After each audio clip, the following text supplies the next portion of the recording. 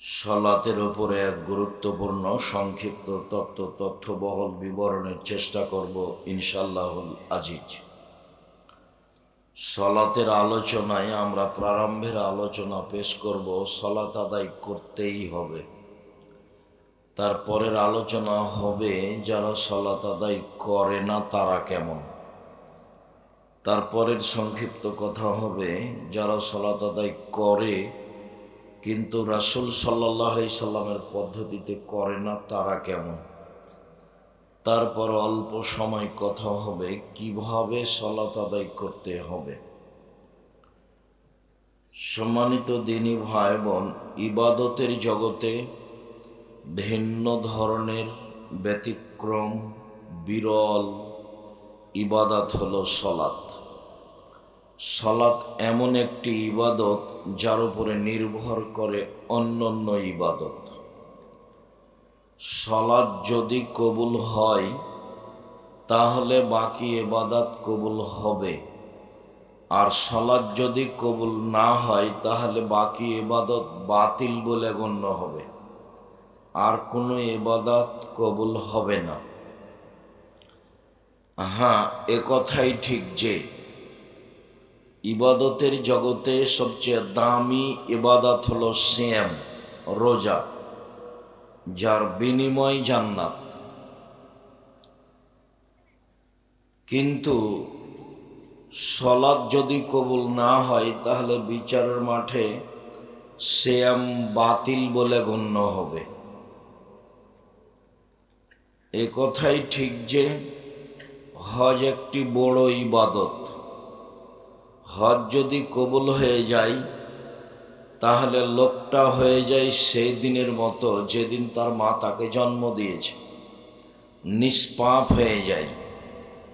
এর পরেও যদি তার সালাত না থাকে বা কবুল না হয় তাহলে তার হজ বাতিল বলে গণ্য হবে।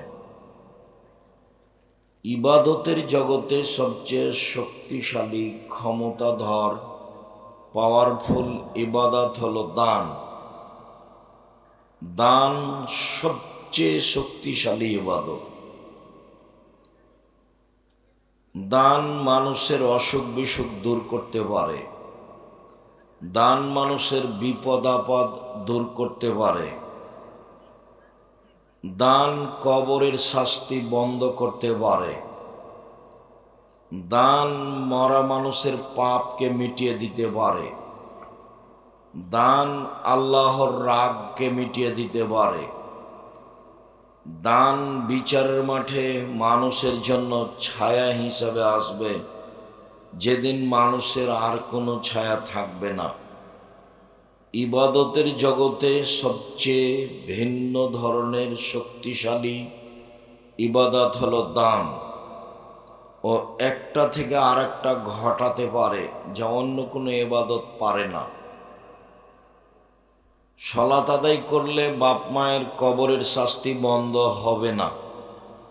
সিয়াম পালন করলে বাপ মায়ের দাদা দাদির কবরের শাস্তি বন্ধ হবে না। হজ করলে বাপ মায়ের দাদা দাদির কবরের শাস্তি বন্ধ হবে না। তাসবিহ তাহলিল জিকির আজকার করলে বাপ মায়ের কবরের শাস্তি বন্ধ হবে না।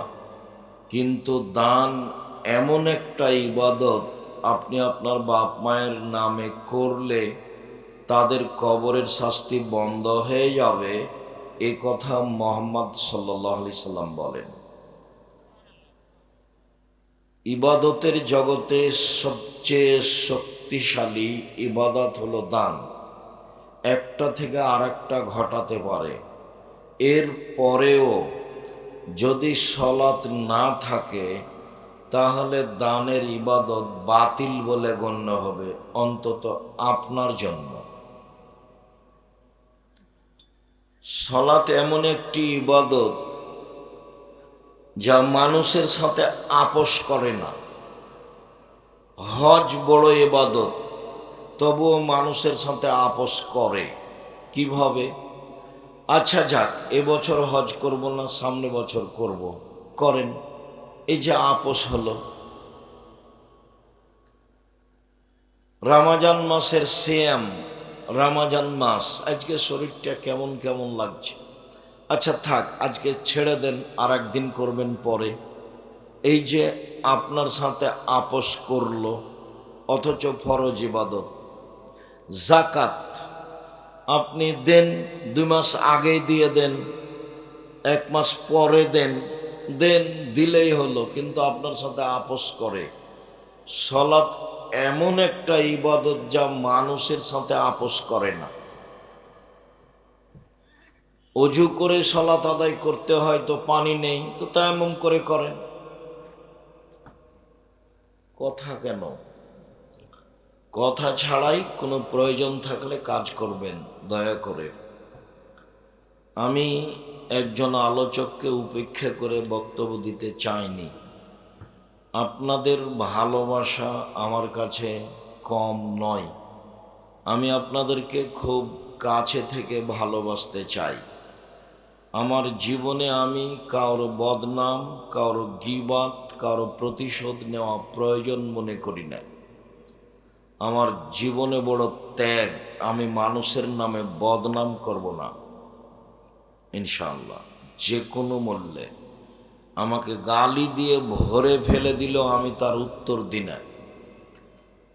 আমি মানুষের প্রতিশোধ নিব না, যা হবে হবে। প্রতিশোধ নিয়ে আর বদনাম গীবাত করে আমি বাঁচতে রাজি নই। আর আমি আপনাদের বলতে চাই, দল পার্টি করে, দলীয় দাপট দেখিয়ে, ক্ষমতা দেখিয়ে, মানুষের জমি জায়গা দখল করে, মানুষকে অপমান করে, লুটতরাজ করে, রাহাজানি করে, অন্যায় করে, অবিচার করে 1 ঘন্টা বাঁচার চেষ্টা করিয়েন না, প্রয়োজন নেই। বাপের কিছু জমি জায়গা আছে, চাষ করে খান, বেগুনের চাষ করেন, নইলে চকলেট বিক্রি করে খান, নিজের মতো খান। 4টা কাজ করবেন, জীবনে জান্নাত হবে। 1, 5 ওয়াক্ত সালাত, 2, হালাল রুজি, 3, কোরআন তেলাওয়াত, 4, আড্ডা পিটা হারাম চিরদিনের জন্য। আড্ডা পিটা 2 ভাবে, একটা হলো মোবাইল নিয়ে ল্যাংটা মেয়ে দেখা ঘন্টার ঘন্টা, তার নাম আড্ডা পিটা। আর একটা হলো এই যে দোকানে ঘন্টার ঘন্টা বসে থাকা ল্যাংটা বেটি ছেলে নাচছে, আর আপনি বলছেন ভোটের খবর বলো, ও কি, এ কি করছে। শয়তানি কথা, নোংরামি কথা, বেহায়াই কথা, লজ্জাহীন কথা, বদনাম গীবাত দিনরাত আর একজনের করছেন। এগুলো থেকে বেঁচে থাকেন, জান্নাত হবে ইনশাল্লাহ। ভুল করে একদিন কার ব্যাপারে একটা কথা বলেছেন, আজীবন তাহাজ্জুদ পড়ে সফল হওয়া যাবে না, একটাই ভারী হয়ে যাবে, অনেক ভারী হবে। আল্লাহ নবী বলছেন, মানুষ না বুঝে কতগুলো কথা বলে দেয়, যার ফলাফল জাহান্নাম, কোনটা দিয়ে আর সেটা আদায় হবে না। আমি 12 আর 6, 24 তারিখ থেকে 22 তারিখ থেকে আমি 11 তারিখ পর্যন্ত লন্ডনে থাকলাম। প্রায় বহু জায়গায় ঘুরলাম, কোথাও আমি 2 জনকে বসে গল্প করতে দেখিনি। ওরা আপনাদেরকে গল্প করতে লাগিয়ে দিয়েছে, মোবাইল আপনাদের হাতে দিয়ে, ওরা এগুলো করে না।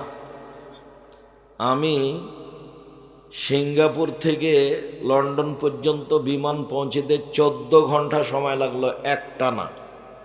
তো 14 ঘন্টায় আমি এদের যা দেখলাম, পুরুষ নারী, ওরা 2-1 জন নাটক দেখছে মোবাইলে, এটা আমার মনে হলো। বাকিরা কেউ বই পড়ছে, কেউ মোবাইলে হিসাব নিকাশ করছে, কেউ মোবাইলে বই পড়ছে, অথচ তারা ইহুদি, অথচ তারা খ্রিস্টান। আমার অনুমান হলো যে আমি সিঙ্গাপুর থেকে লন্ডন যাওয়া পর্যন্ত বিমানে ইহুদি খ্রিস্টান ছাড়া আর কোনো মানুষ ছিল না। আসার দিনও আমাকে তাই মনে হলো। তো আমার মনে হলো ফলাফলে যে মুহাম্মদ সাল্লাল্লাহু আলাইহি সাল্লামের চালচলন, সামাজিকতা ওরা নিয়ে নিয়েছে, আর সামাজিকতার অন্যায় অবিচার এদের উপরে চাপিয়ে দিয়েছে, মুসলমানের উপরে, যেটা ছিল জাহেলিয়াত। মারো, ধরো, দাগাবাজি করো, দাঙ্গামা হাঙ্গামা করো, বাঙালিরা এখন বলছে, বাংলাদেশের লোক, যে এখন বিবাহ করলো চাঁদা দিতে হবে। এই বিবাহ করবি কেন, চাঁদা দে আগে। নোংরামি কত! ছেলে মেয়ে কেন মানুষ করছেন? আপনাকে তো আমি কোনোদিন ভালো বলিনি। আপনাকে দেখলে আমাকে খারাপ লাগে যখন আপনি বলে না রাস্তাঘাটে আহাল পরিবারের সামনে, ছেলেটা আমার খুব মেধাবী, গোল্ডেন পেয়েছে, ছেলে আমার খুব ভালো রেজাল্ট করেছে, ছেলে আমার বুয়েটে রুয়েটে পড়ে, বড় ডাক্তার করব, বড় ইঞ্জিনিয়ার করব। ভালো, বড় ডাক্তার ওই সব কোম্পানির ওষুধ লিখে যে কোম্পানি তাকে টাকা দিয়েছে। তা আপনি ওকে মানুষ করলেন কেন? ও তো পশু, ও তো গরু ছাগল। বুঝে না ওরা, অন্তর আছে বুঝে না, দেখেও দেখে না ওরা, চক্ষু আছে দেখে না, শোনেও শোনে না ওরা, কান আছে শোনে না। উলাইকা কালানাম, তারা পশু প্রাণীর মতো, তারা গরু ছাগলের মতো, তারা কুকুর শ্রীগেলের মতো, বালহুম আজাল, বরং তার চেয়ে খারাপ। আপনার ছেলে ডাক্তার হওয়ার পরে, ভালো ঔষধ জানার পরে, অন্য কোম্পানি টাকা দিয়েছে মর্মে যদি ঔষধ লিখে থাকে, তাহলে কুকুরের চেয়ে খারাপও। ওকে কেন মানুষ করেছেন? ওকে কেন মানুষ করেছেন? কে বলল ও মেধাবী? জাতির কি করতে পারে? প্রত্যেক দিন বাংলাদেশে সকালে উঠে বাংলাদেশের ছেলে মেয়ে বলছে, ও কালিমা তোমার আকাশ, ও কালিমা তোমার বাতাস। আপনার ছেলেও বলছে। ওকে মানুষ করেছেন কেন পশু প্রাণী করে? কালকে জাতির সামনে বলবে ঠাকুর আবার কে? ঠাকুরের গান আমি মুসলিম, আমার মুখে কেন? আমি মুসলিম চির রণবীর, মরণকে করি না ভয়, মরলে শহীদ, বাঁচলে গাজী আবু ভাই আমার সমান। ঠাকুরের গান বন্ধ করতে হবে। ঠাকুর বাঙালিদের শত্রু, ঠাকুর ঢাকা বিশ্ববিদ্যালয়ের শত্রু, ঠাকুর মুসলমানের শত্রু। ঠাকুর যেদিন, মুসলমান যেদিন ভারত বাংলাদেশ পাকিস্তানে ইংরেজদের হাতে লজ্জিত, অপমানিত, লাঞ্ছিত, জেল হাজতে, সেদিন ঠাকুর লন্ডনে মুছ পাকায়। সেই ঠাকুরের গান আমার ছেলে বলে? আমি এই জন্য ছেলে মানুষ করেছি। আমার ছেলে ঠাকুরের গান বন্ধ করবে, এদেশের চাঁদাবাজি, লুটতরাজ, অরাজকতা, অন্যায়, অবিচার, রাহাজানি বন্ধ করবে। সেই জন্য আমি ছেলে মানুষ করেছি। তার নাম মেধা ভালো। কি দেখাতে চান আপনি? দিন রাত বলেন স্বামী স্ত্রী, মানুষের সামনে গল্প করেন, এর সামনে গল্প করেন, ওর সামনে গল্প করেন, মেয়ে আমার মাস্টার ডিগ্রি পাস, মেয়ে আমার বড় ডাক্তার, মেয়েরা আমার অমুক জায়গাতে পড়ে, ঢাকা বিশ্ববিদ্যালয় পড়ে, অমুক। কি বলতে চান আপনি? কি দেখান? আমি আপনাকে আপনার ছেলে মেয়েকে পশু প্রাণী প্রমাণ করতে না বললে সালাম দিয়ে নেমে চলে যাব। 30 বছর থেকে বলছি, জাতির কল্যাণের জন্য ছেলে মানুষ করেন। দাগাবাজ কেন, দকাবাজ কেন, শয়তান কেন, চাঁদাবাজ কেন? চাঁদা দিয়ে উঠে বা কেন? কেন চাঁদাবাজি করবে? ভিক্ষা করে খাবে। জয়পুরহাট বাড়ি, ভিক্ষা করতে হবে কেন? এক জমিতে 3 বার চাষ হয়, ভিক্ষা করবে কেন? দাগাবাজি করবে কেন? ধোকাবাজি করবে কেন? আর একজনের পিছু ঘুরে বেড়াও কেন বেটা? আর একজনের পিছনে ঘুরে বেড়াও কেন? কেন ওভাবে বলতে থাকো? মুখের চরিত্র ফুলের মতো পবিত্র, বেটা জানো ওর চরিত্র তো শয়তান। কি করে বুঝলে তুমি ফুলের মতো চরিত্র? তো আর একজনকে বাইরে রেখে যাই। তোমাদের নেতার বয়স ছিল 45, কত ঘন্টা? 45 মিনিট। জুলুম দেখো না কাকে বলে? ফেরাউনের সময় ছিল 3-4 মিনিট। এই মরলো, এ ডুবলো, এ ডুবলো, তারপর নেই। আজ সামুদ দেখতে দেখতে নেই। দেখবা খুলনার অঘোষিত সম্রাট এরশাদ শিকদার মেয়ের মাথায় হাত দিতে পারেনি। খুলনার অঘোষিত সম্রাট এরশাদ শিকদার রাতে রাতে কুয়েত দখল করেছিল প্রেসিডেন্ট সাদ্দাম। এমনি নিরুপায় দেশ থেকে চলে যেতে হয়েছে, কোনো পথঘাট থাকেনি। ক্ষমতা দেখাবা না, ভিক্ষা করে খাও, ভিক্ষা করে খাওয়া কোনো, দিন মজুরি করে খাও, দিন মজুরি করে খাওয়া কোনো, চকলেট বিক্রি করে খাও। আমি চকলেট বিক্রি করে খেতে বলিনি। আমি যখন বলেছি চকলেট বিক্রি করে খাও, তখন বলেছি যে লোন নিয়ে ব্যবসা করো না, কম পয়সা দিয়ে ব্যবসা করো, এ কথা বলেছি। চকলেট বিক্রি কি দুনিয়াতে ব্যবসা? আর কোনো ব্যবসা নাই? কলা আছে, জুতা স্যান্ডেল আছে, কাপড় আছে, অল্প পয়সার ব্যবসা আছে। যখন আল্লাহ রসুল পয়সা উপার্জনের কথা বললেন, তখন বললেন 1 দিন মজুরি, 2 চাকরি, 25 দিনে টাকা শেষ হবে। আর দিন মজুরি মানে সন্ধ্যায় টাকা শেষ হবে। 3 জমি চাষ মানে সমান সমান না হয় লস। 4 ব্যবসা। তখন আল্লাহ রসুল বললেন, এই শোনো, সত্যবাদী ব্যবসায়ীরা, বিশ্বস্ত ব্যবসায়ীরা নবীদের সাথে জান্নাতে থাকবেন। তখন তিনি বললেন না যে যারা জাপান থেকে মাল নিয়েছে চট্টগ্রামে নামা ইনপোর্টে ব্যবসা করে তারা নবীদের সাথে থাকবে, কথা বলেননি। যারা চকলেট বিক্রি করে তারা নবীদের সাথে থাকবে, এ কথা বলেননি। তিনি বলেছেন সত্যবাদী বিশ্বস্ত ব্যবসায়ী যারা, তারা নবীদের সাথে জান্নাতে থাকবেন। আবারও বলছে, পৃথিবীর ব্যবসায়ীরা শোনো, ইন্না তিজারা এহজরুল কিযব ওয়াল হালাব, ব্যবসাতে মিথ্যা কথা চলে আসে, কসম চলে আসে। অতএব ফাশুবহু বিসাদকা, দান করে এটা মিটিয়ে দাও।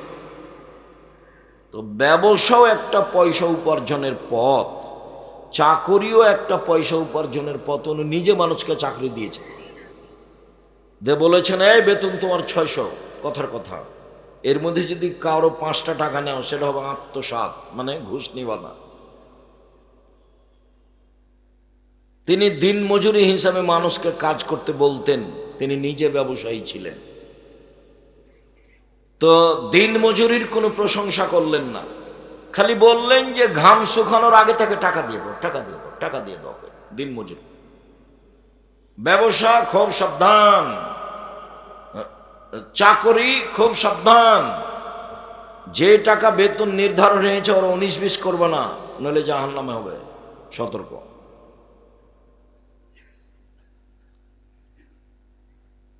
জমি চাষ, জমি চাষ করো কেন? ওতে অন্তর শক্ত হয়ে যায়। এসব জিনিস কঠিন জিনিস, গরু ছাগলের পিছনে থাকতে হয়, ভীরু হয়ে যায়। নিন্দা করছে ব্যবসা। এই সত্যবাদী ব্যবসায়ীরা শোনো, বিচারের মাঠে নবীদের সাথে থাকতে বাবা, ইব্রাহিমের সাথে থাকার সুযোগ হবে সত্যবাদী। আমি বলিনি এ কথা মুহাম্মদ সাল্লাল্লাহু আলাইহি সাল্লাম বলেছে। অথচ উপার্জনের পথ 4টে। 1 দিন মজুরি, 2 চাকরি, 3 জমি চাষ, 4 ব্যবসা। ব্যবসা করে খান, দাগাবাজি করেন কেন? চাঁদাবাজি করেন কেন? আপনার ছেলে চাঁদাবাজি করে কেন? আপনার ছেলে জাতির জন্য বোঝা, ও মানুষের মায়েরা খায়, ও দল করে, ও দাপট দেখায়, মানুষকে জেল হাজতে দেয়, ক্ষমতা দেখায়। ওটা করে কেন আপনার ছেলে? ওকে এই জন্য মানুষ করেছেন? ও কি পড়েছে ছাই? পশু প্রাণীর মতো দুনিয়াতে মানুষের প্রতি সাদা অন্যায় করে বেড়াই। বলছিলাম সম্মানিত দিনী ভাই বোন, দান শক্তিশালী ইবাদত। এর পরেও যদি সলাৎ কবুল না হয় তাহলে তার দান বাতিল বলে গণ্য হবে। ইবাদতের জগতে ভিন্ন ধরনের বিরল ইবাদত সলাৎ। অজু করে সলাৎ আদায় করতে হয়, পানি নেই, তায়াম্মুম করে করতে হবে, মাটি নেই, অজু তায়াম্মুম ছাড়াই সলাৎ আদায় করতে হবে। কেবলার দিকে মুখ করে সলাৎ আদায় করতে হয়, কেবলা বোঝা যায় না, এমনিতেই পড়তে হবে। দাঁড়িয়ে সলাৎ আদায় করতে হয়, দাঁড়িয়ে থাকা যায় না, বসে থেকে করতে হবে, বসে থাকা যায় না, শুয়ে থেকে করতে হবে। পরিষ্কার কাপড় পরে সলাৎ আদায় করতে হয়, পরিষ্কার নেই, যে কাপড়ে পেশাব পায়খানা লেগে আছে সেই কাপড় পরেই সলাৎ আদায় করতে হবে। পরিষ্কার অপরিষ্কার কোনো কাপড়ই নাই, উলঙ্গ হয়ে আছেন পুরুষ নারী, কাপড় ছাড়াই আছে, নামাজের টাইম হয়ে গেছে, এই সময়তেই তাকে নামাজ পড়তে হবে, পড়তেই হবে।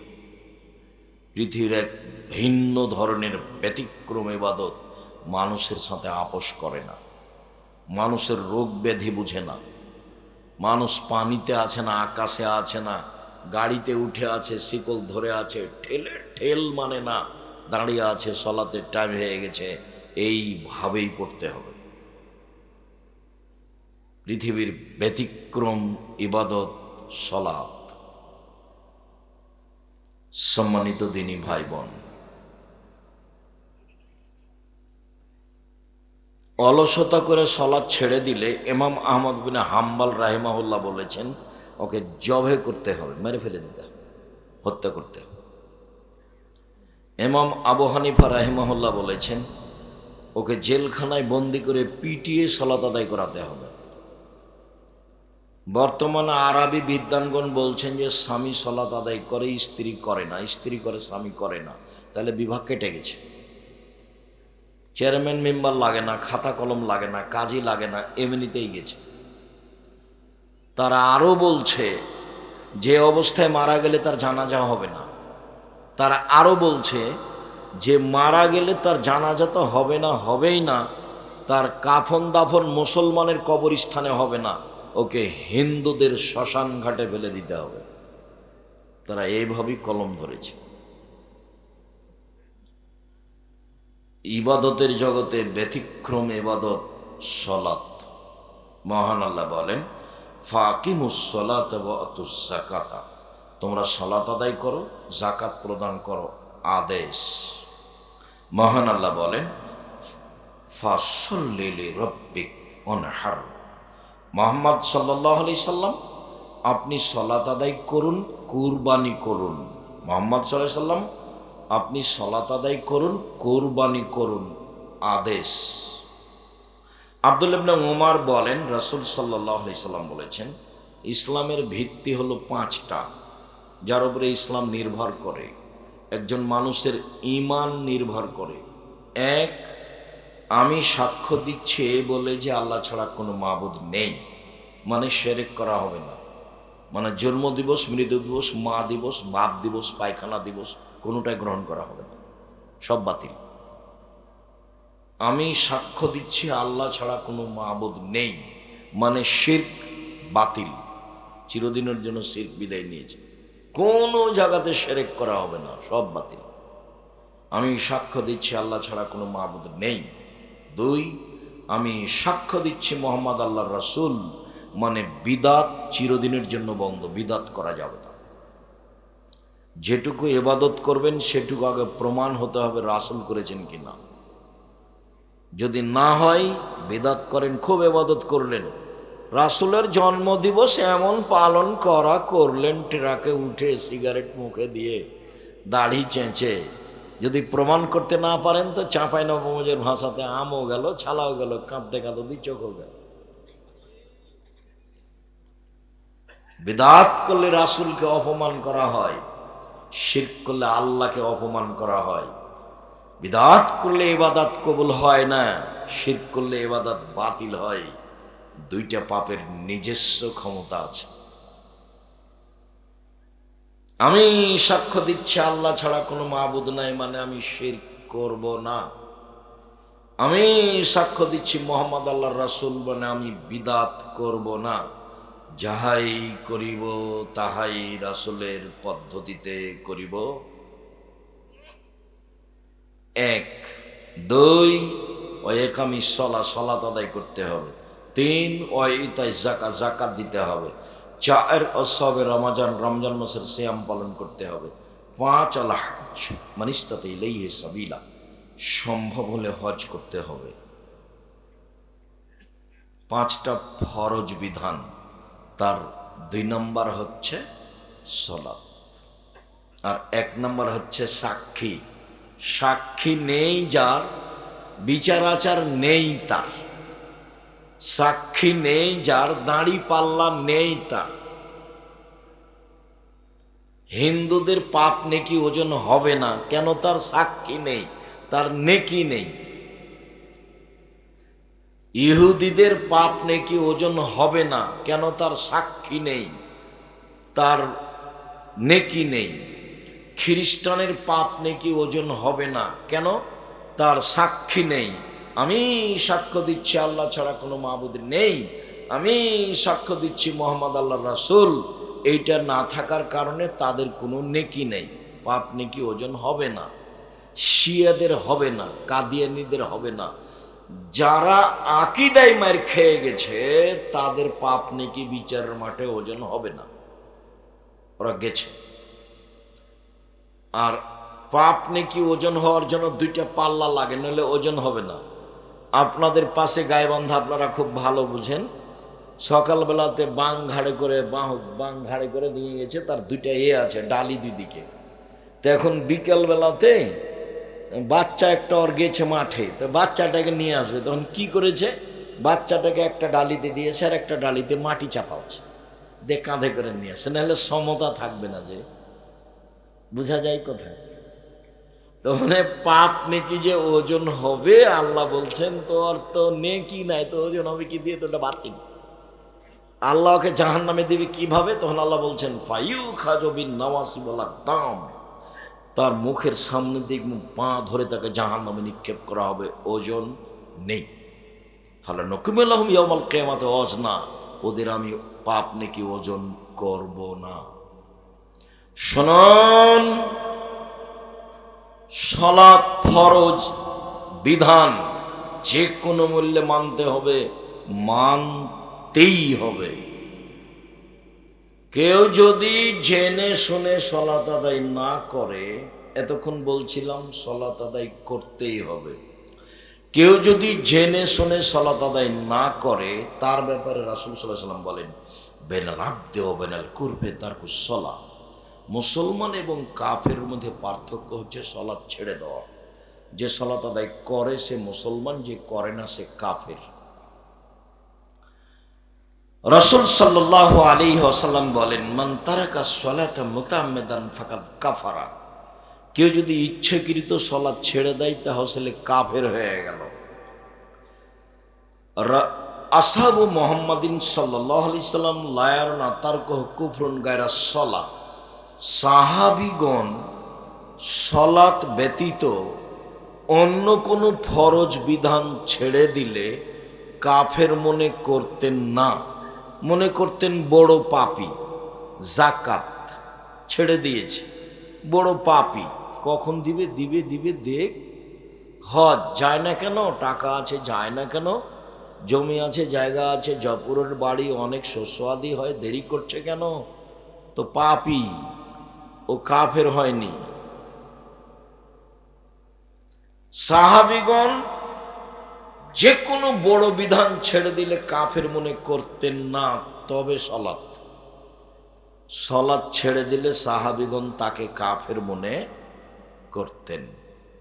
এই কারণেই ইমাম আহমদ ইবনে হাম্বল রাহিমাহুল্লাহ তাকে হত্যা করতে হবে বলে ঘোষণা দিয়েছেন। চলেন, সংক্ষিপ্ত বুঝলাম সালাত আদায় করতেই হবে, তারপরে বুঝলাম সালাত আদায় করে না যে সে কাফের, তারপরে বুঝি সালাত আদায় করে কিন্তু রাসূলের পদ্ধতিতে করে না, তখন কি হবে? চলেন দেখি। আল্লাহ তাআলা বলেন ফাওয়াইলুল লিল মুসাল্লিন আল্লাযীনা হুম সালাতিহিম সাহুন, যারা অমনোযোগ সহকারে সালাত আদায় করে এমনিতে দাঁড়ায় যায় আসে, ভালোবাসা নেই, আর না হলে নিয়ম নেই, পদ্ধতি নেই, হোমসি খেলি করে, এরা ওয়াইল নামক জাহান্নামে যাবে নিশ্চিত। এরা জাহান্নামী, আল্লাহ বলছে। তাকুল্লাহু ইয়ামাল কিয়ামা নূরান ওয়া বুরহানান নাজাতান ইয়ামাল কিয়ামা, কে যদি ঠিকঠাক সালাত আদায় করে, নিয়ম মাফিক করে, সময় মতো করে, তাহলে এই সালাত তার জন্য বিচারের মাঠে আলো হবে, দলিল হবে, বাঁচার মাধ্যম হবে। আল্লাহ মিহাফিজ আলাইহা, আর যে ব্যক্তি ঠিকঠাক সালাত আদায় করবে না, নিয়ম মতো করবে না, রুকু সিজদা ঠিক মতো করবে না, ইন্নাহু ইয়াউমাল কিয়ামা ফিরআউন হামান ও উবাই ইবনে খালফ, ও বিচারের মাঠে ফেরাউনের সাথে থাকবে। নাউজুবিল্লাহি মিন যালিক। পৃথিবীতে সবচেয়ে বড় বদ মানুষ ফেরাউন। এত বড় বদ মানুষ পৃথিবীর ইতিহাসে কেউ জন্ম নেয়নি। অনেকে আল্লাহ দাবি করেছে, কিন্তু এরটা ভিন্ন ধরনের। এর দাবিগুলো আল্লাহ কোরআন মাজিদে উল্লেখ করেছে। এ একবার বলছে মুসা লাইনিত্তাখাস্তা ইলাহান গায়রি লাজালান্নাকা মিনাল মাসজুনিন। মূসা, তুমি আমাকে বাদ দিয়ে কাউকে যদি আল্লাহ বলে দাবি করো তাহলে তোমাকে আমি জেলখানায় বন্দি করে দেব মূসা। একবার বলছে ফেরাউন, মূসা মা আলিমতু লাকুম মিন ইলাহিন গায়রি, আমি ব্যতীত তোমাদের কেউ আল্লাহ আছে এটা আমি জানি না। একদা ফেরাউন বলছে আনা রব্বুকুমুল আলা, আমি হচ্ছি তোমাদের সবচেয়ে বড় প্রতিপালক, সবচেয়ে বড় আল্লাহ। এগুলো ফেরাউনের বক্তব্য। আমি যখন মিশরে ফেরাউনের লাশের পাশ দিয়ে ঘুরছিলাম তখন বলছিলাম, তুমি কি সেই ফেরাউন যে বলছিল যে আমি আল্লাহ? আসলেই কি তুমি? আল্লাহ ভালো জানে। কতদিন সাগরে থাকলো, কে উঠালো, তারপরে এখানে নিয়ে আসলো, হতেও পারে। আল্লাহ বলেছেন আল ইয়াউমা নুনাজ্জিকা বিবাদানিকা লিতাকুনা লিমান খালফাকা আয়া। ফেরাউন, তোমার লাশটা আমি চিরদিনের জন্য রেখে দিলাম। কিয়ামত পর্যন্ত তোমার লাশ মাটিতে খাবে না, পানিতে খাবে না, কোনো জীবজন্তু খাবে না, পোকা খাবে না। কিয়ামত পর্যন্ত তার লাশ থেকে যাবে, এ কথা আল্লাহ তাআলা বলেন। তথা আল্লাহ বলেন তাকে দেখে মানুষ নিদর্শন উপদেশ গ্রহণ করবে। আমি সালাত আদায় করলাম আর এরকম হলো অবস্থা, দুঃখিত। একজন সাহাবী মসজিদে ঢোকে 2 রাকাত সালাত আদায় করে আল্লাহ রাসূলকে বললেন আসসালামু আলাইকুম। তখন আল্লাহ রাসূল বললেন সাল্লি ফাইন্নাকা লাম তুসাল্লি, তুমি সালাত আদায় করো, তুমি করনি। লোকটি আবার সালাত আদায় করলো, আল্লাহ রাসূলকে সালাম দিল। আল্লাহ রাসূল বললেন সাল্লি, তুমি সালাত আদায় করো, তুমি করনি। লোকটি আবার সালাত আদায় করলো, আল্লাহ রাসূলকে সালাম দিল। আল্লাহ রাসূল বললেন তুমি সালাত আদায় করো, তুমি করনি। তখন লোকটি বলছে আল্লিমনি কাইফা উসাল্লি, এর চেয়ে ভালো করে সালাত আদায় করতে পারবো না, কিভাবে করতে হবে বলে দেন। আর রুকু সিজদায় ভুল ছিল। তো রাসূল, হাদিস বুখারী মুসলিম, রাসূল সাল্লাল্লাহু আলাইহি সাল্লাম তাকে যদি বলতেন হ্যাঁ তুমি সালাত আদায় করেছো, তবে খুব একটা ভালো হয়নি, তাহলে না হয় একটাও হতো। একইবারই যে না করে দিলেন, বলছেন তুমি সালাত আদায় করো, তুমি করনি। 3বার সববারই না করলেন। একবার যদি একটু বলতেন যে খুব একটা ভালো হয়নি, একটু ভালো করে করো না, এরকম বললেন না, সব না। হুযায়ফা রাদিয়াল্লাহু তাআলা আনহু একটা লোককে সালাত আদায় করতে দেখলেন, তার রুকু সিজদা ঠিক ছিল না। তো সালাম ফিরার পরে বলছে এই শোনো, তোমার সালাত হয়নি, তুমি যদি এখন মারা যাও তাহলে ইসলামের নিয়ম নীতির উপরে তোমার মরণ হবে না, রাসূলের পদ্ধতির উপরে তোমার মরণ হবে না, মানে তুমি জাহান্নামে গেছো। একদিন আল্লাহ রাসূল বলছেন আসওয়াউ সারিক, সবচেয়ে বদ চোর, সবচেয়ে খারাপ চোর। গরু চুরিও চোর, তবে সবচেয়ে খারাপ চোর নয়, হাত কাটা যাবে। টাকা চুরিও চোর, তবে সবচেয়ে খারাপ চোর নয়, হাত কাটা যাবে। সবচেয়ে খারাপ চোর হলো মাইয়াসরিকু মিন সালাতে, যে সালাত চুরি করে। তো সাহাবীগণ বলছেন কাইফা ইয়াসরিকু মিন সালাতে, মানুষ আবার সালাত চুরি করতে পারে? আল্লাহ রাসূল, সালাত কিভাবে চুরি করতে পারে, এইটা কেমন হলো? তখন আল্লাহ রাসূল বললেন মাল্লাম ইউতিম রুকুআহা ওয়ালা সুজুদাহা, যে ব্যক্তি রুকু সিজদা ঠিক মতো আদায় করলো না সেই হলো সালাত চোর। তাহলে সব গিয়ে দাঁড়াচ্ছে সালাতের উপরে। সম্মানিত দিনী ভাই বোন, সালাত এমন একটি ইবাদত যার উপরে নির্ভর করে অন্যান্য ইবাদত। আবু হুরায়রা রাদিয়াল্লাহু তাআলা আনহু বলেন রাসূল সাল্লাল্লাহু আলাইহি সাল্লাম বলেছেন আউয়ালু ইসালি ইয়াউমাল কিয়ামা, আউয়ালু ইসাল আবদি ইয়াউমাল কিয়ামা সালাত। বিচারের মাঠে মানুষকে প্রথমে জিজ্ঞাসা করা হবে সালাত সম্পর্কে। ফাইন সালাহাত সালাহুল্লাহু সাইরা আমালিহি, যদি তার সালাত টিকে যায় সব ইবাদত টিকে যাবে, যদি সালাত না টিকে ফাইন ফাসাদাত ফাসাদাল্লাহু সাইরা আমালিহি, তাহলে সব আমল বাতিল বলে গণ্য হবে। হজ, যাকাত, দান খায়রাত, সিয়াম, তাসবিহ তাহলিল, কোরআন তেলাওয়াত সব বাতিল। আনাস রাদিয়াল্লাহু তাআলা আনহু বলেন, রাসূল সাল্লাল্লাহু আলাইহি সাল্লাম বলেছেন, as-salatu সালাসাতু আথলাসিন, সালাত তিন ভাগে বিভক্ত। আত-তাহুর ও সুলুসুন, রুকু ওযু হলো তিন ভাগের এক ভাগ। ও রুকু ও সুলুসুন, রুকু হলো তিন ভাগের এক ভাগ। ও সুজুদ ও সুলুসুন, সিজদা হলো তিন ভাগের এক ভাগ। তোমরা দাহাবে হাক্কাহা, যে ব্যক্তি এইগুলো সব ঠিকঠাক করে আদায় করলো, ওযু রুকু সিজদা, তাহলে সলাত কবিলাত সলাত, তার সলাত কবুল করা হবে। কবুলে সায়র আলাইহি, সব আমল কবুল করা হবে। ওয়াইন রুদ্দাত আলাইহি সলাতহু, যদি সলাত তার উপরে প্রত্যাখ্যান করা হয়, যাক তোমার সলাত হয়নি, রুদ্দা আলাইহি সায়র আলাইহি, তাহলে সব আমল বাতিল বলে গণ্য হবে। এ কথা মুহাম্মদ সাল্লাল্লাহু আলাইহি সাল্লাম বলেন। ধীরস্থির রজু ও ধীরস্থির রুকু, ধীরস্থির সিজদা, বাস। সুন্দর অজু, তাড়াহুড়া করে অজু করবেন না, সুন্দর অজু। আল্লাহ রাসূল একথা বলছেন, শোনো আমি কি বলে দেব তোমাদের একটা কাজের কথা, যাতে পাপ মিটে যায়, মান বেড়ে যায়।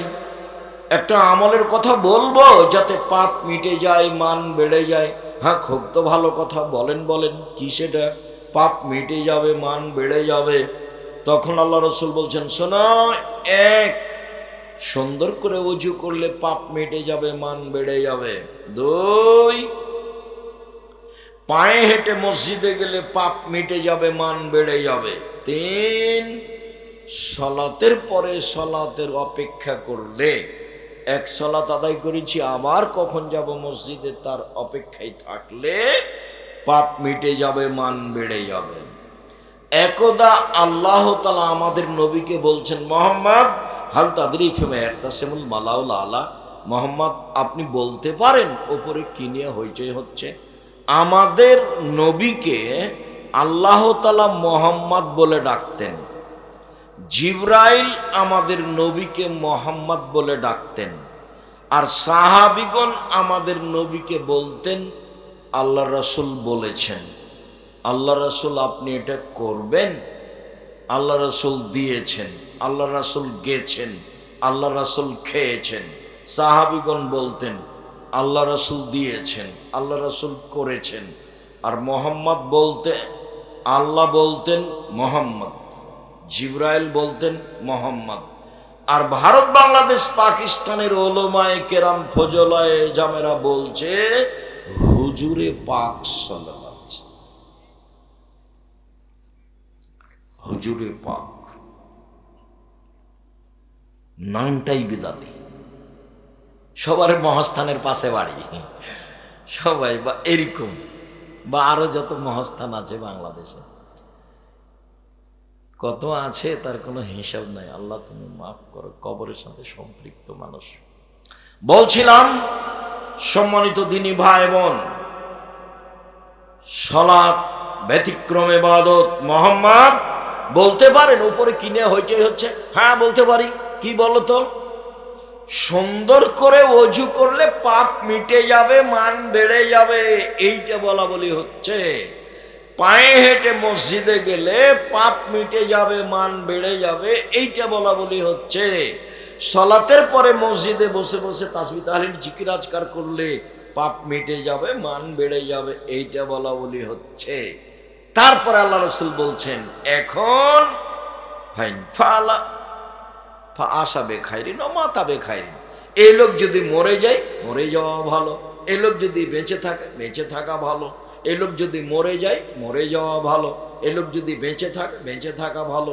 ওয়াকানা মিন খাতিয়াতিহি কায়ামিন ওয়ালাদাতু উম্মু, তারপরে লোকটা ওই দিনের মতো হয়ে যায় যেদিন তার মা তাকে জন্ম দিয়েছেন, নিষ্পাপ হয়ে যায়। কি আমল? এক, সুন্দর করে ওযু। দুই, পায়ে হেঁটে মসজিদ। তিন, সালাতের পরে জিকির। সালাম দিয়ে লাফ দিয়ে উঠলেন কেন? জুমার দিনে সবার পরে গেছে, দিয়ে সবার আগে আসার জন্য হুড়াহুড়ি করছে। শরম হয় না? সলাত ফাজিলামি করো সলাতের সাথে। উমর রাদিয়াল্লাহু তাআলা বেঁচে থাকলে তোমাকে করে ঘর ধরে বসিয়ে দিত, আর শতকরা 95 জন 98 জন বক্তার আজীবন জেল হতো, কেউ বাইরে থাকতো। বক্তৃতা একটা পেশার মধ্যে চলে এসেছে। শেষে চলে আসলাম। রাসূল সাল্লাল্লাহু আলাইহি ওয়াসাল্লাম বলেন, সাল্লু কামা রাআইতুমুনি উসাল্লি। সময় কত?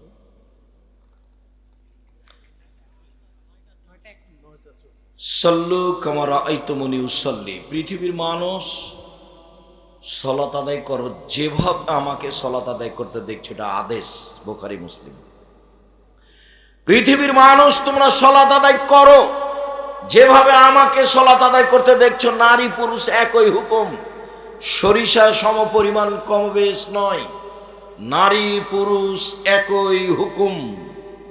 এতটুক পার্থক্য যে নারী যদি ইমাম হতে চায় তাহলে সামনে যেতে হবে না, কাতারেই দাঁড়াবে। এতটুক পার্থক্য যে নারী যদি ইমাম হয় মহিলা, আর যদি ভুল হয় তাহলে পিছনে সাথে যারা আছে কাতারে, ওরা এ ডান হাতকে বাম হাতের পিঠের উপরে মেরে আঘাত করবে, তখন ইমাম বুঝবে যে আমার ভুল হয়েছে। আর পুরুষ ইমাম হলে কি বলতে হবে? সুবহানাল্লাহ। এইটুকু পার্থক্য ছাড়া পুরুষ নারীর সালাতের মধ্যে সরিষা সমপরিমাণ পার্থক্য নেই। সাল্লু কামা রাআইতুমুনি উসাল্লি। পৃথিবীর মানুষ যেভাবে আমাকে সালাত আদায় করতে দেখছো সেভাবে করো। আব্দুর রাজ্জাক সাহেব, নবীকে এখন বেঁচে আছেন যে কাবা ঘরে গিয়ে দেখে আসবো? কথাও তো ঠিকই। তো আল্লাহ রাসূল বলছেন যে আমি চলে গেলাম, তারাক্তু ফিকুম আমরান, দুটা জিনিস আমি রেখে গেলাম, দেখে দেখে ঠিক করো। এক, কোরআন মাজিদ, দুই, হাদিস। প্রায় 3 লক্ষ জাল হাদিস আছে, কোনটা দেখবেন? আমার বাসায় আছে 10,000। কতটি? 10,000। কথা তো ঠিকই। তাহলে এখন কি পরামর্শ দিতে পারি? একটা পরামর্শ দিই। বুখারী আর মুসলিম, বাংলা বুখারী দেখে সালাত ঠিক করেন, আর বাংলা মুসলিম। ব্র্যাকেট দেখবেন না, ব্র্যাকেট দেখবেন, ওই নাম্বার দেখবেন না, হাসিয়া 2-3 নিচে আছে লিখা, ওগুলো দেখবেন না। অনুবাদ দেখে ঠিক করবেন কোন কিতাব। বুখারী মুসলিম। আব্দুর রাজ্জাক সাহেব, আর কিছু? হ্যাঁ, আর একটা বলা যায়, রিয়াজুস সলেহিন। প্রায় সব হাদিস ঠিক। রিয়াজুস সলেহিন নাম শোনেননি আপনারা? এইটা আমার পরামর্শ থাকলো। 2 নম্বর, রিয়াজুস সলেহিন থেকে ঠিক করেন। আরেকটা পরামর্শ, এটা 3 নাম্বার, নিতে পারেন। আমরা যারা কিছু বই পুস্তক লিখেছি, আমিরে জামাত ডক্টর আসাদুল্লাহ আল গালেব লিখেছেন, আরও অনেকে লিখেছেন। আমিও ভাঙাচুরা করে, ছেঁচড়া মেছড়া করে, কোনো রকম করে চাঁপাইনবাবগঞ্জের ভাষাতে আপনি যেন পড়লেই বুঝতে পারেন, একটুকু যেন অস্পষ্ট না থাকে, তাই একবারে হাতে নাতে, কি ওকে বলে, খড়ি, হাতে খড়ি দিয়ে অক্ষরে অক্ষরে হুবাহু রাসূলের হাদিস দিয়ে সালাতটা বাস্তবায়ন করেছি। তার নাম রাসূল সাল্লাল্লাহু আলাইহি সাল্লামের সালাত বনাম প্রচলিত সালাত। এটা আমার পরামর্শ। 1 নম্বরে কি দেখতে বললাম? বুখারী মুসলিম। 2 নম্বরে রিয়াজুস সলেহিন। আর 3 নম্বরে পরামর্শ থাকলো, আমাদেরটা দেখতে পারেন, খুব সহজ সরল করে চাঁপাইনবাবগঞ্জের ভাষাতে লেখা আছে, একবারে হাতে নাতে সুন্দর করে, বুঝতে একটুকু অসুবিধা হবে না, কঠিন মনে হবে না। যেভাবে বক্তব্য শুনছেন কাছাকাছি এইরকমই। 1 বছর একদিন একটা লোককে দেখতে দিয়েছিলাম, তো বলছে আমি সময় পাইনি আপনার বই দেখার। তখন আমি বলছি, হ্যাঁ, চাঁপাইনবাবগঞ্জের ভাষাতে লিখব। যা হোক, মানুষ বুঝলেই হলো। মানুষ, আমি যেটা বলতে চাচ্ছি সেটা মানুষ বুঝলেই হলো। দেখেন, ভালো হবে। অন্য পদ্ধতিতে সালাত আদায় করে সালাত হবে না, দুনিয়া একদিকে গেলেও হবে না। সবাই যদি কাবা ঘরে গিয়ে 3 ফুট পর পর দাঁড়ায়, তো রাসূলের পদ্ধতি নয়। 3 ফুট পর পর দাঁড়ালে আল্লাহ রাসূলকে আবার দুনিয়াতে আসতে হবে, এসে বলতে হবে, পৃথিবীর মানুষ করোনা টরোনা যাই হোক, এখন তোমরা 3 ফুট পর পর দাঁড়াতে পারো। আর যেহেতু কিয়ামত পর্যন্ত তিনি আর কোনোদিন আসবেন না, কাজে এটা হবে না। আল্লাহু আকবার, সালাতে দাঁড়ানোর সময় এরকম করবেন না, আল্লাহু আকবার, এটা বাতিল। আল্লাহু আকবার, এটা করবেন না, এটাও বাতিল। আল্লাহ আকবার, এটা করবেন না, এটাও বাতিল। কি করতে হবে? কাঁধ সামনাসামনি, আল্লাহ আকবার। আর একটু, অনেক হাদিস, কানের লতি সামনাসামনি, একটু উঁচু করেন 2-3 ইঞ্চি, আল্লাহ আকবার। তাহলে বাতিল হলো আল্লাহ আকবার, বাতিল হলো আল্লাহ আকবার, বাতিল হলো আল্লাহ। এটা একটা চলবে না, সব কাঁধ সামনাসামনি, কাঁধের লতি সামনাসামনি। কত হাদিস নিবেন? আল্লাহ আকবার বলার পূর্বে পেশাব পায়খানার কাজ থাকলে সেরে আসবেন, সুন্দর করে ওযু নেবেন। পেশাব পায়খানায় বসার সময়তে বলবেন বিসমিল্লাহ আল্লাহুম্মা ইন্নী আউযু বিকা মিনাল খুবুসি ওয়াল খাবায়েস। তাহলে শয়তান লজ্জায় স্থান দেখতেও পাবে না, ক্ষতি করা তো বহু দূরের কথা। উঠার সময় বলবেন গোফরানাকা। পাকা টয়লেটে ঢোকার সময় বলবেন না, ঢোকে কোনো তাসবিহ তাহলিল জিকির আজকার করতে পারেন, কোনো সমস্যা নেই। যখন পেশাব পায়খানার জন্য বসতে যাচ্ছেন তখন বলবেন বিসমিল্লাহ আল্লাহুম্মা ইন্নী আউযু বিকা মিনাল খুবুসি ওয়াল খাবায়েস। উঠে গেছেন পানি খরচ করে, এখন তাসবিহ করেন, বিসমিল্লাহ বলে ওযু করেন, কোনো সমস্যা নেই। টয়লেটে ঢুকলে এগুলো করা যাবে না, এগুলো কথা নয়। কখন করা যাবে না? যখন দোয়া পড়ে বসেছেন তখন থেকে দোয়া পড়ে উঠা পর্যন্ত করা যাবে না তাসবিহ তাহলিল জিকির আজকার। বোঝা যায় না কথা? মনে হয় জি। ভালো পরিষ্কার টয়লেট হলে ভিতরে বসে আপনি তাসবিহ বিসমিল্লাহ কোনো জিকির করলে কোনো সমস্যা নেই। পেশাব পায়খানা চলাকালীন চলবে না। পানি দিয়ে পবিত্রতা অর্জন করবেন, ঢেল টিস্যু পেপার নয়। পানি নয় তখন ঢেল টিস্যু পেপার, সেটা ভিন্ন কথা। ঢেল টিস্যু পেপার নিয়ে 40 কদম হাঁটবেন না, এটা নোংরামি। আর পায়ের উপরে পা উঠাবেন না, এটা বেহায়াই। খক খক করে কাশবেন না, এটা আর একটা বেহায়াই। অতই যদি পবিত্র হওয়া লাগে আপনাকে, তো আপনার বউ কেন একদিনও হয় না? শুধু একাই জান্নাতে যেতে চান? আপনার বউ ঢেল নিয়ে 40 কদম হাঁটুক, পায়ের উপরে পা উঠাক, তখন আর একজন বলবে ও আব্দুল রাজ্জাক সাহেব এটা যে দেখতে কেমন কেমন লাগবে। তা আপনি যখন ঢেল নিয়ে হাঁটেন তখন মহিলার চোখে যদি পড়ে তো তাকেও কেমন কেমন লাগে। এই জন্য এই নোংরামি শরীয়তে বাতিল, এসব বেহায় বাতিল।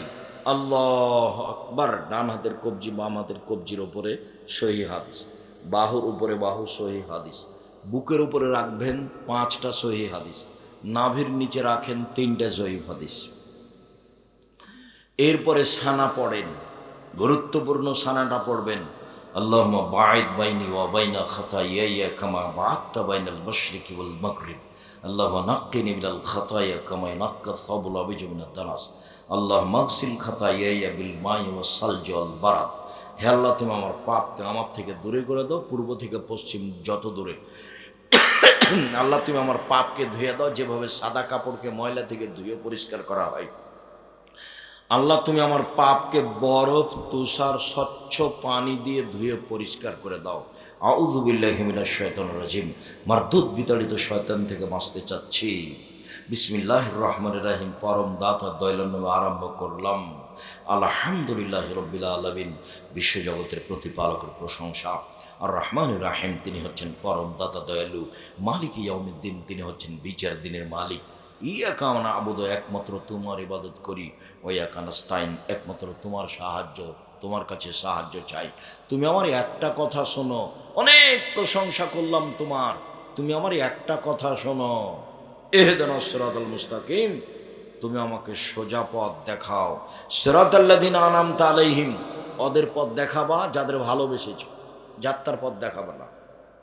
ওদের পথ দেখাবা যাদের ভালোবেসেছ। গায়রিল মাগযুবি আলাইহিম ওয়ালাদ-দাল্লিন, যারা অভিশপ্ত ওদের পথ দেখাবে না, যারা ভ্রান্ত ওদের পথ দেখাবে না। লম্বা সময় ধরে যে দোয়া করলাম আমিন, সেটা কবুল করো। একটা সূরাতে আছে আমিন, আর কোথাও নেই। খুব ব্যাপক অর্থপূর্ণ দোয়া হলো সূরা ফাতিহা। এই জন্য ইমাম বুখারী বলছেন সূরা ফাতিহা একাই থাকলেও পড়তে হবে, মুক্তাদি হলেও পড়তে হবে, ইমাম হলো পড়তে হবে, সরব হলো পড়তে হবে, নীরব হলো পড়তে হবে, সালাত আদায় করলে পড়তেই হবে। এটা ব্যতিক্রম দোয়া। আর আল্লাহর কাছে কিছু চাইলে প্রশংসা করা লাগে। আল্লাহ ওরকম হুট করে কথা সহ্য করেন না। মানুষের কাছে যদি আপনি 10,000 টাকা নিতে চান তো, আসসালামু আলাইকুম ভাইজান, আপনি খুব ভালো মানুষ, সবাইকে টাকা দেন, আমিও খুব বেকায়দায় পড়েছি, আমাকে ফিরিয়ে দিয়েন না, 10,000 টাকা দেন, আমার ছেলের হাতটা ভেঙে গেছে। তো এখন ভাববে তুই এখন সকালবেলায় চলে এসেছিস রে, কি আর করি, আচ্ছা বিকালে আয়, যা বিকালে আয়, মানে খেপে যাবে না। আর যদি গিয়ে বলেন আমার ছেলের হাত ভেঙে গেছে, 10,000 টাকা দেন, খেয়ে তুই রে তোর জন্য টাকা বানাই নাকি, টাক চালাচ্ছে, এরকম হবে। মানে প্রশংসা হলে নরম হয়। তা আল্লাহ সবচেয়ে প্রশংসা প্রিয়, খালি প্রশংসা করেন, খুশি, আলহামদুলিল্লাহ খুব খুশি, সুবহানাল্লাহ খুব খুশি, আলহামদুলিল্লাহ খুব খুশি, একবারে খুশিতে আপনি যা চাইবেন তাই দিয়ে দিবেন। বলছে ফাতেমা হাতে ব্যথা, চাকি টানতে আটা করা যায় না, ফাতেমা তাসবিহ কর, তাসবিহ করো, সুবহানাল্লাহ আলহামদুলিল্লাহ আল্লাহু আকবার করো। আরে কাজ একটার বলছেন আর একটা, বুঝতে পারেননি ভাইজান? দাবি বাপের কাছে একটার, বাপ বলছে আর একটা, হলো এটা, হ্যাঁ তাসবিহ করো সব হয়ে যাবে। মূসা বললেন যে, আল্লাহ বলছেন এই মূসা ফেরাউনের কাছে যেতে হবে, আমার মুখে সমস্যা, আমি ভালো করে কথা বলতে পারি না, আমি যেতে পারবো না। তো বলছে এই দোয়া পড়ো, রব্বি ইশরাহ লি সাদরি ওয়াইসির লি আমরি ওয়াহলুল উকদাতাম মিন লিসানি ইয়াফকাহু কাওলি, ঠিক করে দিচ্ছি, তবু আমি যেতে পারবো না। ফেরাউনের পক্ষ থেকে আমার উপর একটা অভিযোগ আছে, আমি এক থাপ্পড়ে মানুষ মেরেছি, ও আমাকে মেরে দেবে, বলে সেটা আমি দেখবো, আমি তোমার সাথে আছি, সেটা আমি দেখবো। বলছে আমার একাই যেতে সাহস হয় না, আমার ভাইকে সাথে দিতে হবে। তো দিয়েছে, গেছে, গিয়ে প্রথমেই স্বাধীনতা, এই জন্য আব্দুল্লাহর বক্তব্যে দেখবেন আগে স্বাধীনতা লাগবে, নেই পরায়ণ হতে হবে, সত্যবাদী হতে হবে, নেতা হলে দেখানোর বক্তব্য স্বাধীনতা। গিয়েই বলছেন বনি ইসরাইলকে ছেড়ে দেন, ওকে গোলাম হিসেবে রেখেছেন কেন? তখন ফেরা বলছে কে রে তুই রে,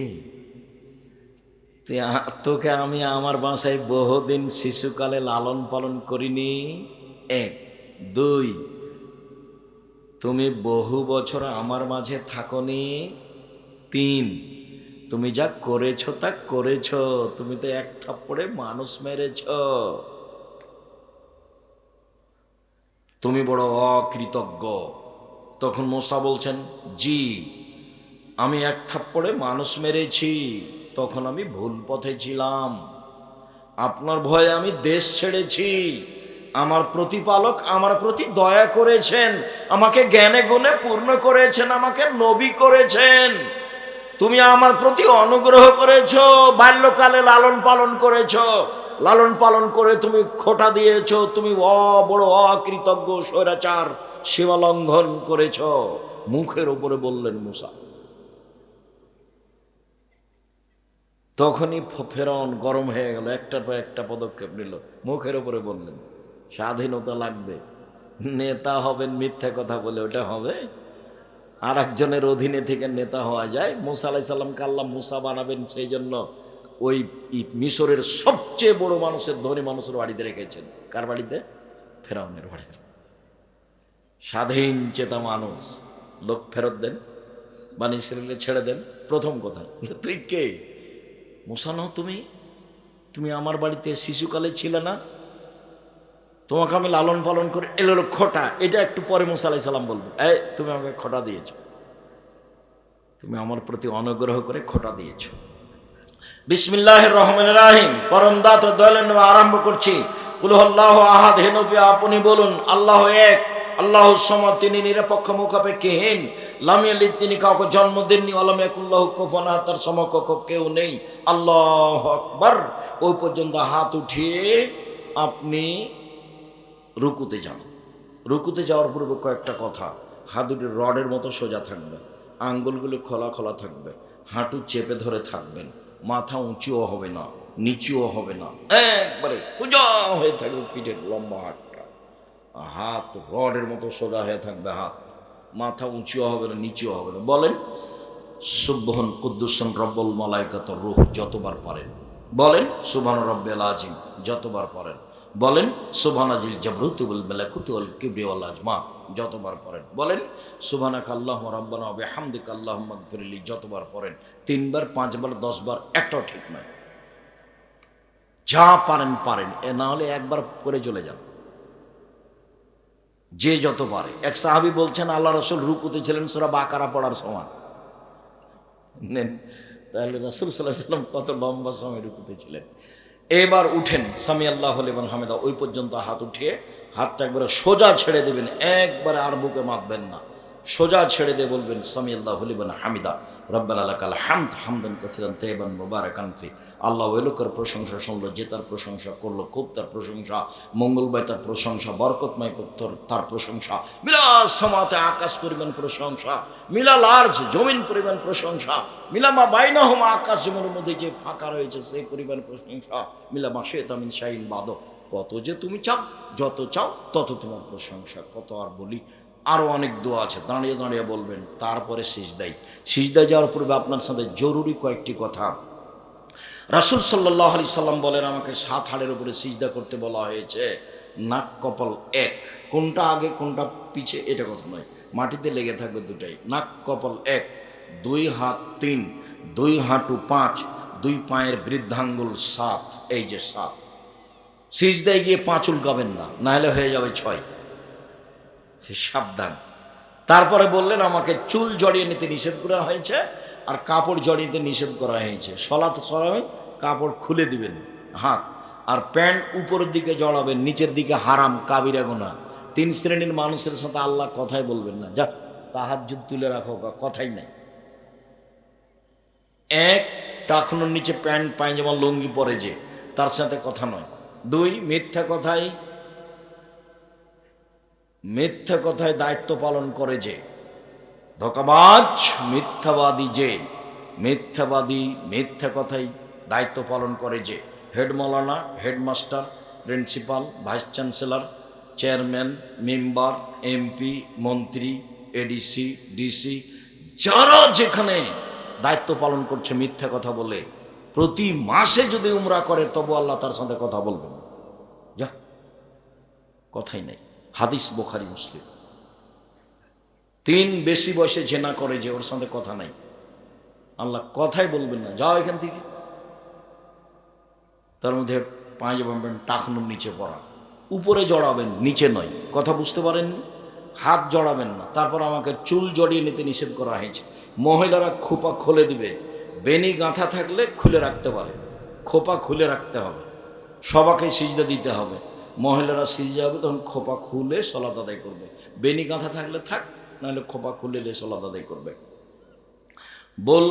2 হাতকে 2 কানের পাশে রাখবে, কোনোয় উঁচু করে রাখবে যেন ছাগলের বাচ্চা পার হতে পারে। একাধিক সহিহ হাদিস, মহিলা পুরুষ একই হুকুম, 19-20 কোনো হুকুম নেই। মহিলারও পেটের নিচ দিয়ে ছাগলের বাচ্চা পার হতে পারে, ওই বুবুর কথা বাতিল, বুবুর কথা এখানে চলবে না, কোনো দল সংগঠন নাই এখানে। জামিয়া সালাফে, যেমন জামিয়া সালাফে দেশের সবচেয়ে বড় প্রতিষ্ঠান, সবচেয়ে বড় জামিয়া সালার রূপগঞ্জ, যেটা সেটা 100 বিঘা জমির উপরে, যেটা ডাঙ্গিপাড়া সেটা 50 বিঘা জমির উপরে ছেলেরটা, যেটা মেয়েদের হচ্ছে সেটা 70 বিঘা জমির উপরে, যেটা দিনাজপুরে সেটা 20 বিঘা জমির উপরে, চট্টগ্রামে প্রায় সব জেলাতে এরকম জমি দেখা যায়। 5000 ছেলে মেয়ে পড়াশোনা করত, 25-26 বেশি হয়েছে। 300 জন শিক্ষক শিক্ষিকা আছেন, এখন বেতন প্রায়